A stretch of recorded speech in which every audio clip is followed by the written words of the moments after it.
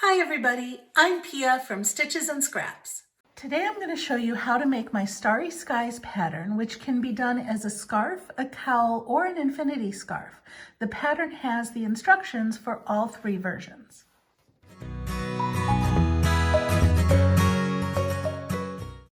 Let's take a look at the pattern repeats. This is the chart of the main section of the pattern. Okay, and you can see that this shape is repeated all the way across the pattern. Well, that shape consists of 6 stitches. One, if I'm starting here at this single crochet that's between the two clusters, right? 1, 2, 3, 4, 5, 6 takes me to this single crochet to start the next repeat. So there's the next one, right? So my repeat is 6 stitches, and you can see I've repeated that 5 times across the pattern. My starting chain is 38 chains. That translates to 37 stitches because one of those chains is the turning chain, yes? So we have 37 stitches. Now, I had told you we have 5 repeats of 6 stitches each, so that's 30. Here is the additional 1, 2, 3 on this side, and 1, 2, 3, 4 on this side. So that is 30 plus 7 stitches, plus that one extra turning chain to make 38 starting chains. Now, for this tutorial, rather than make all 38 chains, I'm going to do 12 plus 8, because 12 is a multiple of 6. So I'm only doing 2 of these repeats, plus the extra 8 stitches, 8 chains, to make 20 chains, which will turn into 19 stitches. So I've made 20 chains here to get me started. So let's look at the first row here. Okay, this is row 1. This is the right side because it's starting from the right. So we're going to skip that first chain, that's the turning chain, and we're going to single crochet in each of the next 2 chains. I like to work in the back bump. That's not absolutely mandatory. You can work however you like to into your chains. So I'm going 1 single crochet and 2 single crochets. There is a single crochet in the first 2 chains. Now I chain 1 and I skip the chain underneath it. So chain 1, skip the chain underneath it, and then single crochet in the next chain. And that's made a little chain 1 space. Now I'm going to continue that all the way across until I get to the last 2 chains. So it is simply chain 1, skip 1, single crochet in the next chain. And I'll do that all the way across the row until I get to the last 2 chains. Okay, I've reached the last 2 chains. It looks like the last 3, but see this right here? I've done the chain 1 and skipped that one. So I've skipped this chain, okay? So now after I skip that one, there's 2 more chains left. So I'm going to single crochet in both of those last 2. So that is 1 and 2.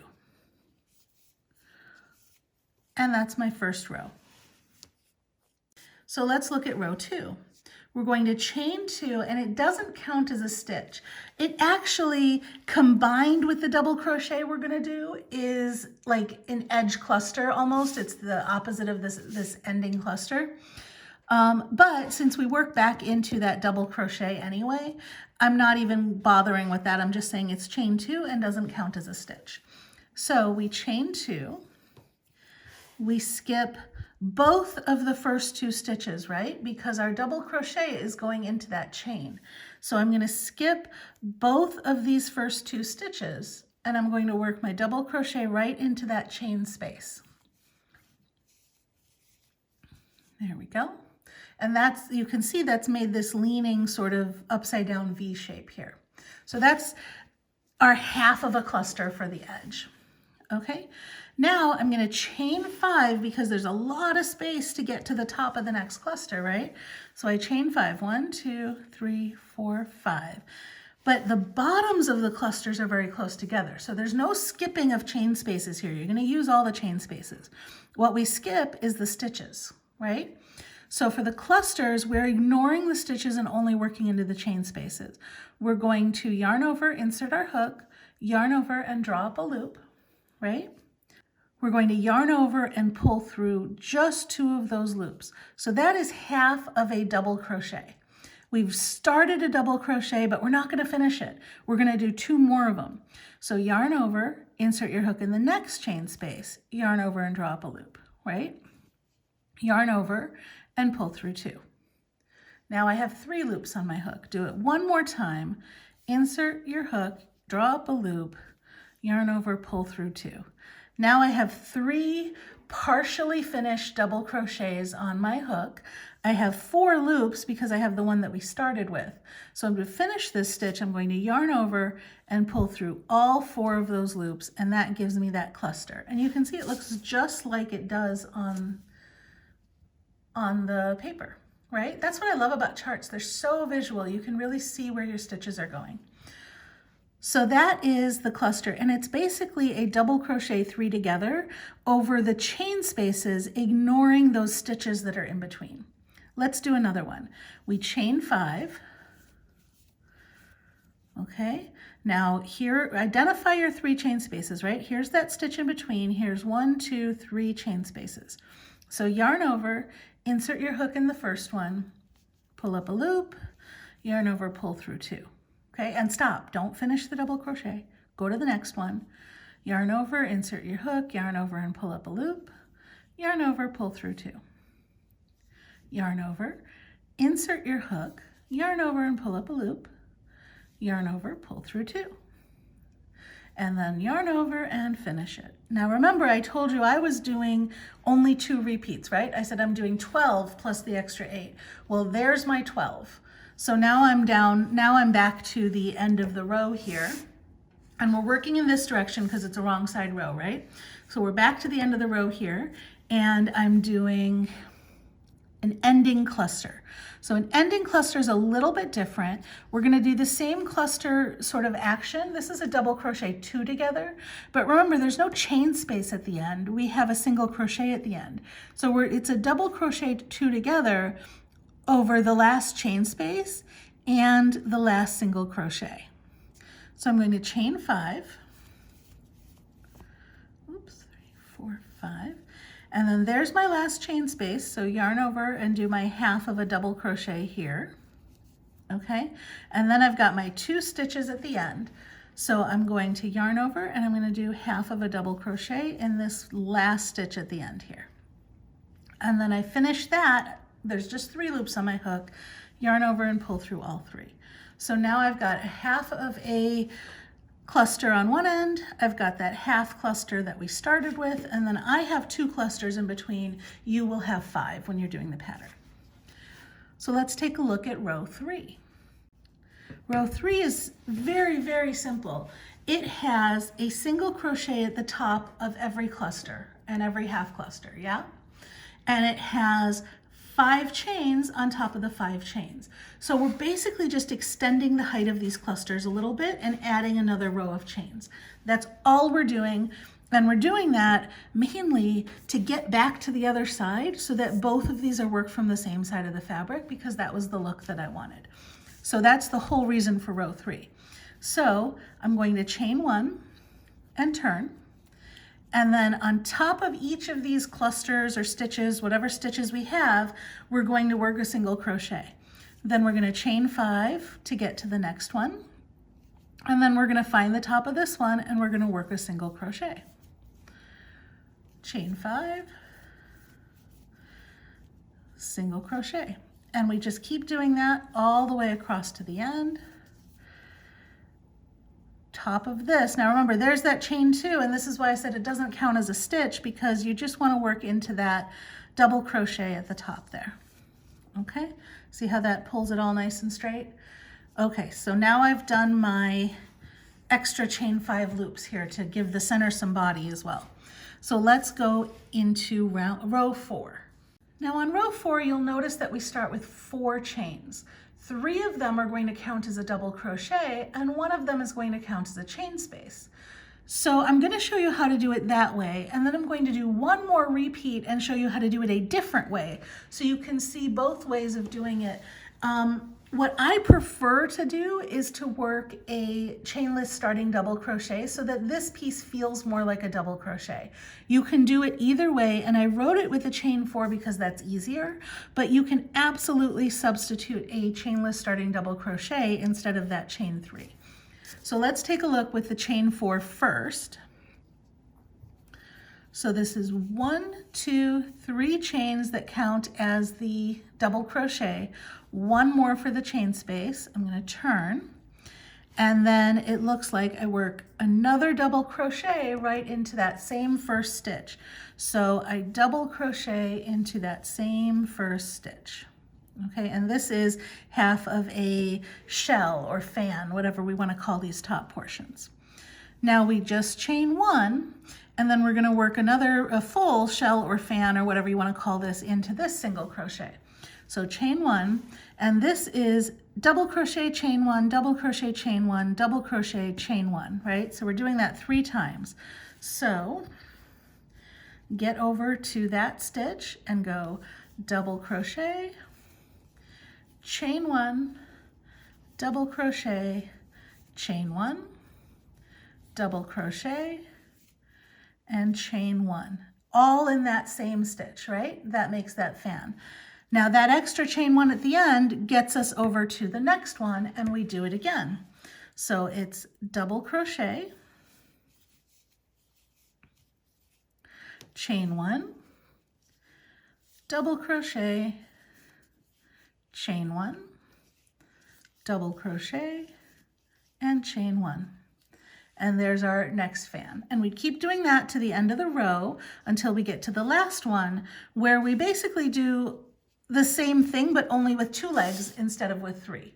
And there's no extra chain at the end. So it is double crochet, chain 1, and double crochet. And that brings us to the end. Now notice this is going in and out a little bit. That does happen, and that's part of the pattern. The edge is not necessarily perfectly straight. You can straighten it with blocking, but I actually like the waviness of it. I think it adds to the appeal. So it will go like that. Don't worry, you're not doing anything wrong. It's just the pulling in of the stitches. So next row is row 5. Row 5 is the same as row 1. We're establishing what we need for the next repeat, right? So we're alternating chains and single crochets with 2 single crochets at each end. So let's look at that. We're going to chain 1 and turn. We're going to put that edge single crochet right in the top of this first stitch here. And then we're going to start putting single crochets into each of the chain spaces. And the way this row works is we single crochet in all the chain spaces, and we chain and skip all the stitches. Other than the edge stitch, that holds true all the way across. So single crochet in the chain space, chain 1, skip the stitch, single crochet in the chain space. All the way across, we're single crocheting in all of the chain spaces, and we're working a chain 1 and skipping all of the stitches. Now I want to show you when we get to the end of the row on this one. Okay, I'm chaining 1 and I'm skipping this double crochet. Remember the chain 4 that we did here? Okay, the first chain that we come across, which was the last one we did, this one right here, counts as a chain space. So I'm going to single crochet in that chain space. And then these 3 count as a double crochet. So I'm going to put my last single crochet into the 3rd chain, the top of that double crochet. Okay, and that is how it works when when you use the chain 4, like what I said in the pattern. Now I'm going to work, you can see that we're back, row 5 looks exactly like row 1. So now we come back and we repeat these rows 2 through 5, right? I'm going to work rows 2 and 3 and then come back and show you the alternate way to do row 4. So I've done another repeat of row 2, which is these clusters, and another repeat of row 3, which is those chain loops. So let's see row 4 with a chainless starting double crochet instead of the chain 1. So I don't chain at all. I turn my work and I draw this loop up to about the height of a double crochet, plus maybe just a little bit, okay? Now, instead of doing the yarn over to make a double crochet, I'm going to use this loop make a yarn over. So I take my hook and I wrap it around. Notice that I'm holding this tight. If I don't hold it, it goes away, right? So I need to hold this here and wrap this around my hook. Now that is going to act as the yarn over. This line here is going to act as the yarn over for my double crochet. So I've done my yarn over. Now I insert my hook into the stitch where I want to make my double crochet, yarn over and pull up a loop. This is just like I would for a normal double crochet, but notice I'm still holding on to this. I don't want to let go of this, okay? Yarn over, pull this through 1, 2 loops, right? And then yarn over and pull through the last 2. Now that looks like a double crochet, and when I do the chain 1, it's more distinguishable. So now when I do my other double crochet here, this looks like double crochet, chain 1, double crochet, right? So I like that look compared to this look, which is a series of chains, okay? And it's not that big of a deal for the look, but I'll show you how much easier it is to work into on the next row. Now let's look at our repeat of row 5. When I come back over here, I'm going to do a single crochet in the first stitch, okay? A single crochet in the next stitch, and then chain 1, skip the stitch, and single crochet in the space all the way across. Now when I get to the end here, I chain 1, I skip this stitch, I single crochet in this now very obvious chain 1 space, and then I single crochet in the top of this last stitch.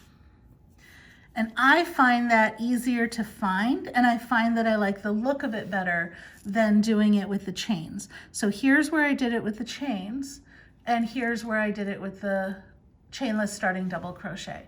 You can see they're not all that different, so it doesn't matter. Whichever way you prefer, go ahead and do it that way. So now we just keep repeating this pattern, rows 2 through 5, until we get the length that we need for the cowl, the scarf, or the infinity cowl. If you're doing the cowl or the infinity scarf, you're going to join the finishing end with the starting end to make a tube. So I'm going to put a little more length on this so we have some room to work, and then I'll come back and show you how to do the joining. The written pattern will tell you how many repeats to do of rows 2 through 5 for the size that you're working on, and then it will tell you to repeat rows 2 and 3 again. So that's where I am. I've done a few more repeats, enough to fold my work, and I've repeated rows 2 and 3 one more time, and I'm finished with row 3. I'm ready to move on to the joining row, which is in essence a copy of row 4, and I'll show you what I mean. Let's take a look at the chart. Look at how row 4 is, okay, with these fans. And when we look at the joining row, it's got the same fans, right? But instead of the chains that make those chain spaces, instead we have slip stitches. This is a slip stitch that's worked into the foundation row right here, into the row of chains right there. Okay, now I want you to look at where these are placed. See how each of these slip stitches lines up with a single crochet that was on row 1. So this is our foundation chain.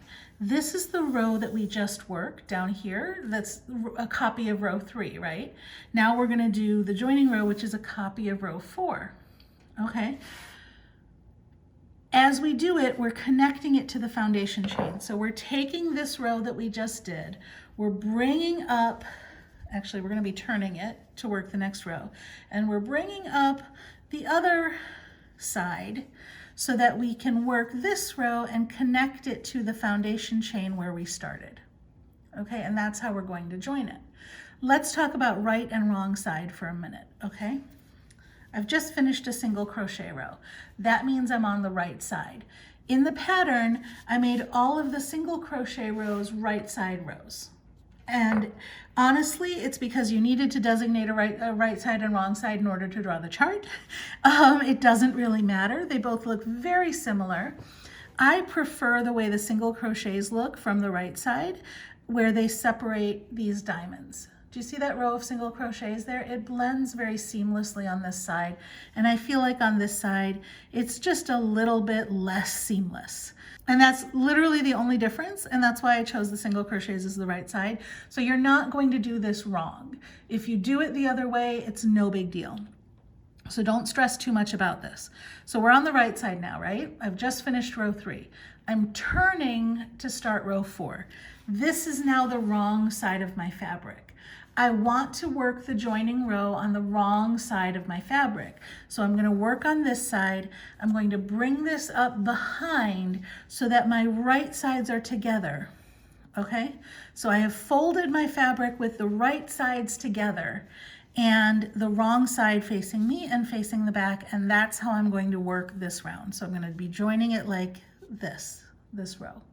Okay? So let's get into how to actually make this row. So the starting here is a little different. Instead of 4 chains or a chainless starting double crochet followed by a chain, we have 2 chains and 2 slip stitches, and this is because we're at the edge. So I'm going to work those 2 chains, okay? Then I'm folding this up, and look, these 2 slip stitches line up with the first 2 single crochet on row 1. So I find those first 2 single crochet. Do you see them there? There's 1 and there's 2.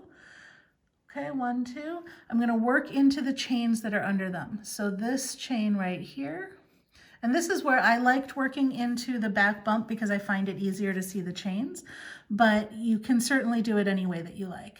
Okay, so this chain right here, and I am slip stitching. Okay, and that is instead of my 3rd chain, I did a slip stitch. Now, instead of the chain 1, I'm going to slip stitch into the next stitch right here.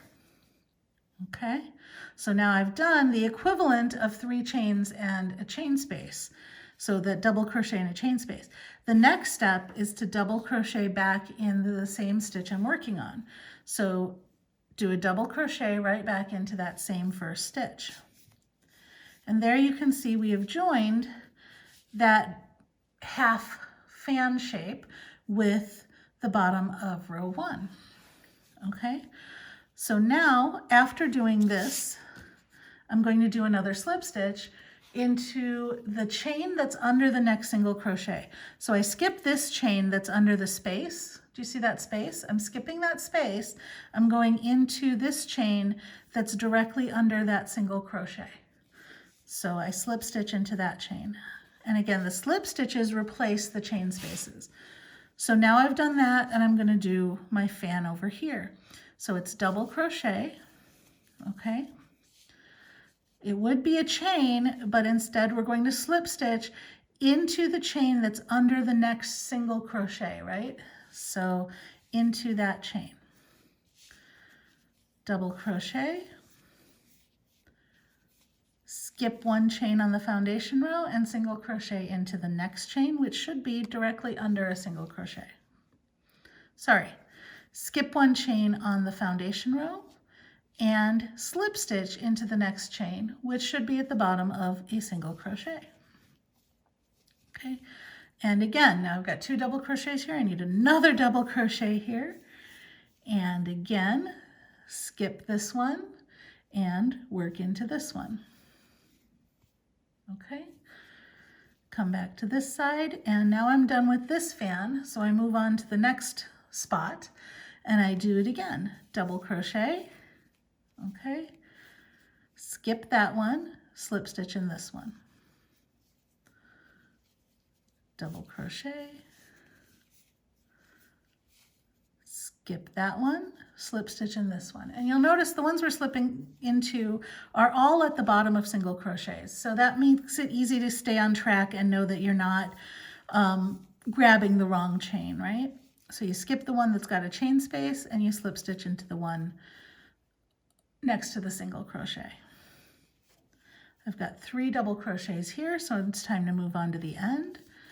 I do 1 double crochet there, skip that one, slip stitch into that one, do my last double crochet, and then right here at the end I've got 1 extra slip stitch that doesn't actually count as a chain. That's just to connect the edge where you finish this stitch, and you slip stitch into that very last stitch.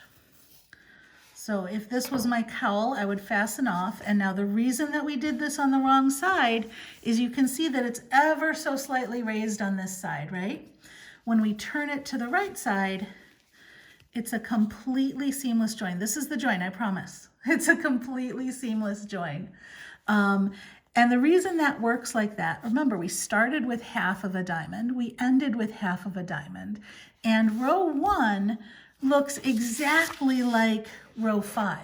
So we ended with row 4, basically the equivalent of row 4, right, for that joining row, and we joined it into row 1, which is the same as row 5. So we basically joined this into this, and you'll notice everywhere we have a chain space, which is what we replaced with the slip stitches, is where we were working those single crochets, right? So that's why we were joining into the bottom of single crochets every time. So that's how you join for either the cowl or the infinity scarf, depending on the length that you've made. I'm going to rip this out, and then I'll show you how we do the edging if you decide to do a scarf. I'm back to where I was. Remember, I had just finished row 3 and I've gone ahead and turned. Now, if you're doing the scarf, the first instruction says go ahead and do row 4. We don't need the joining row, so we're going to go ahead and work row 4 as normal. So here is my chainless starting double crochet, a chain 1, and a double crochet in the same place, chain 1, and then I start the double crochet, chain 1, double crochet, chain 1, double crochet, and chain 1 in each of these single crochets. So we finished the end of our scarf with a repeat of row 4. So we have these nice kind of scalloped shells on the end. We want to make that same look on the other side. So we're going to turn the scarf over, and we've already done row 1, right? Row 1 is where we're starting from. So we're going to be starting from row 2. Row 2 is a wrong side row, so when I turn it over, I want to make sure I'm starting from the wrong side. Again, this is not critical because it's really hard to tell the right and wrong sides apart. But I've just finished a double crochet row, so I know this is the wrong side. So I'm going to rotate this without turning it around, so I know I still have the wrong side of my fabric up. Another way to look for it is your starting tail should be on the left, if you're right-handed. If you're left-handed, it's probably on the right. Row 1, the first row we did, is a series of single crochets and chain spaces, right? When we look at it from the bottom, do you see these skipped chains that we have here underneath the chain spaces? Well, those can be chain spaces as well. So we can work into the bottom of row 1 just like we could work into the top of it. We can work into the bottom of our stitches, and we can work into the chain spaces created by those skipped chains. Join your yarn with a slip stitch in the very first stitch. Now we're going to chain 2 and then do that double crochet in the first chain space. So chain 2, skip these first 2 stitches, and double crochet in that chain space. Okay? Then we're going to chain 5 and work a cluster. So 1, 2, 3, 4, 5. Look at your 3 chain spaces here. 1, 2, 3. We're going to work a cluster into these. So yarn over, start your double crochet, but don't finish it. And do the same in the next 2 chain spaces. Start your double crochet, but don't finish it. Start your double crochet, but don't finish it. Okay, there's my 3 partial double crochets, and I yarn over and pull through all 4 loops on my hook. Chain 5 to get to the next spot. And here's our 3 chain spaces again, and I'm going to do the same thing again.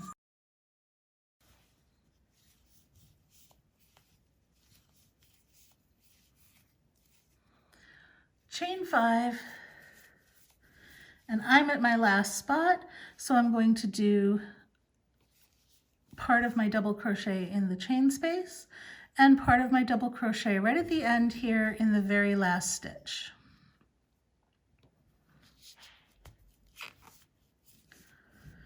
And then yarn over and pull through all 3. So that's a repeat of row 2. And now I can just work row 3 and row 4 into that row 2 that I've done, right? So I'm going to work that, and that'll bring me to the end.